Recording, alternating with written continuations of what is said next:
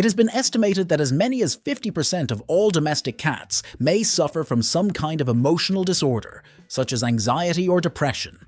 This can be caused by genetic factors, with some breeds being more prone than others, or issues with instability in the home or past cruel treatment, among other factors. It's a terrifying thought to think that there's a high chance that your kitty could be suffering from mental illness without knowing about it. Your cat can't tell you what their problem is, so how can you help? How can you even recognize when help is needed? In this video, we're going to look at 8 things to watch out for if you have reason to suspect that your cat is unhappy, as well as 4 things that you can do to help them feel happier. But before we dive in, why not subscribe and join our feline loving community for more tips and tricks on how to handle your kitty. Watch how they act around you. As their cat parent, you are the center of your fur baby's world. One study that looked at the correlation between the personalities of cat owners, as measured by personality tests, and the behavior of their kitties found that cat owners who showed signs of neuroticism were likely to have cats who displayed anxious behaviors. Confident people, on the other hand, were more likely to have cats who showed signs of confidence. This study demonstrates the strength and intensity of the bond between cats and their humans. If your cat is unhappy, the first thing that will change is how they act around you. Is your cat retreating from you? Do they no longer want to cuddle on the couch? Do they even seem to flinch away when you try to touch them? Not only can these behaviors indicate that your kitty is unhappy, but anxiety that displays specifically when being touched can be a sign that your cat's unhappiness is being caused by physical pain or illness. If you notice your cat retreating from the world and refusing to be touched, your first port of call should be a vet. Watch how they're taking care of themselves. Cats groom for a number of reasons: to clean their bodies, to strengthen social bonds with other cats, or to calm themselves down. Because of this, any change in your cat's grooming routine can be a sign of bad news. If your kitty's fur suddenly starts looking greasy or disheveled, this can be a sign that they're not grooming themselves enough. Once again, this can indicate that your kitty is injured or in pain, and that they are potentially avoiding grooming because the movements involved hurt them. By comparison, overgrooming can also be a sign of distress. The most obvious sign of overgrooming is the one you've probably already guessed. You will see your kitty grooming more often. As more time spent licking their fur means more fur being accidentally ingested, you'll probably also start finding more hairballs around the house. In severe cases of overgrooming, cats can start to develop bald patches where they have licked their fur off completely. The skin of these patches may be red and sore-looking. Stress is one of the most common causes of overgrooming in cats. This is because grooming is a self-soothing behavior, so grooming too much can mean that your cat requires more than the usual amount of soothing. Watch their tail. A high tail means a happy cat, while a low tail means an unhappy cat. A tail that lashes back and forth like a whip suggests that your cat is angry. If they do this whenever you approach them, then that suggests that for some reason they're scared of you and are trying to intimidate you into going away.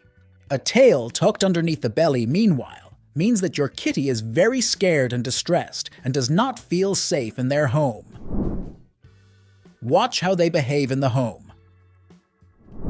Cats who are stressed feel a need to make themselves feel safe again. And for a cat, the thing that makes them feel most safe is spreading their scent over every available surface. Unfortunately for their cat parents, one of the ways cats spread their scent is by scratching things and peeing on them.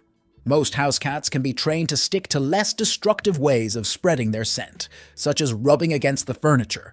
But when they get stressed, these instincts can go out the window and your curtains and couch cushions may end up paying the price. Watch how they eat. Is your cat eating enough?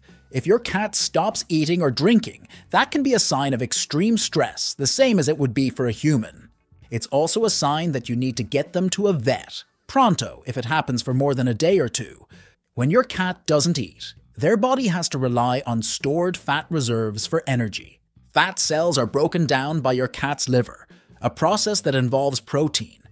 Because your kitty isn't eating anything, however, no new protein is entering their body. Once their existing protein reserves are gone, the fat can build up in their liver, causing a disease called hepatic lipidosis or fatty liver disease. Fatty liver disease is the most common cause of liver failure in cats. Watch how they sleep. A cat who is anxious may choose to stop sleeping in your bed or next to you on the couch and start choosing to sleep in more hidden places such as cupboards or closets where they feel safer. They might also sleep for shorter amounts of time or conversely sleep way more than usual so that they're never around to play anymore. Watch how they play. Just like humans with depression, depressed cats can start to lose interest in their old hobbies and act sluggish and lethargic. Some slowing down is natural with cats as they age out from being kittens to adult cats, and again from being adult cats to elderly cats. But if your cat used to be very playful but suddenly stopped taking an interest, then that can be a sign of depression. Watch how they interact with other people. Cats are naturally wary of strangers. They're shy animals who develop strong attachments to certain people but are often a bit standoffish with others. However, if your cat reacts with extreme anxiety whenever you have house guests, then that's not a normal result. If they feel the need to run away or stop eating or show any other signs of distress when you have guests around, then this can be a sign of anxiety. If your cat keeps acting this way around one specific person, then that could mean that they've had a negative experience with either that person or somebody who looks like them. How can I help my kitty feel happier? We're now going to look at how you can improve your cat's mood. Consult a veterinarian. This should always be your first step if you notice a change in your cat's behavior. Your vet will check to make sure that the problem isn't being caused by some kind of undiagnosed injury or illness. In severe cases, where the cat is physically healthy but has been showing significant signs of mental illness, then they may prescribe medication, just like a doctor would do for a human who was struggling with their mental health. Adjust your routine. Cats rely on their humans for a sense of security. If you are constantly leaving the house at random times or changing when you do activities, then your cat can get stressed. They'll also be stressed if you're out of the house a lot, as despite their reputation as solitary animals, cats don't actually like being left alone for too long. Try to set a scheduled amount of time every day that you dedicate to cuddling and playing with your cat. Use natural remedies. Many humans use herbal teas or scented candles to calm themselves down. You absolutely should not use these on your kitty, as they are designed for humans and will at best have no effect. They could even make your cat sick. But there are feline equivalents to these things that you can use for cats. Pheromone diffusers plug into the wall and release a scent that mimics the one your cat uses to scent mark their territory.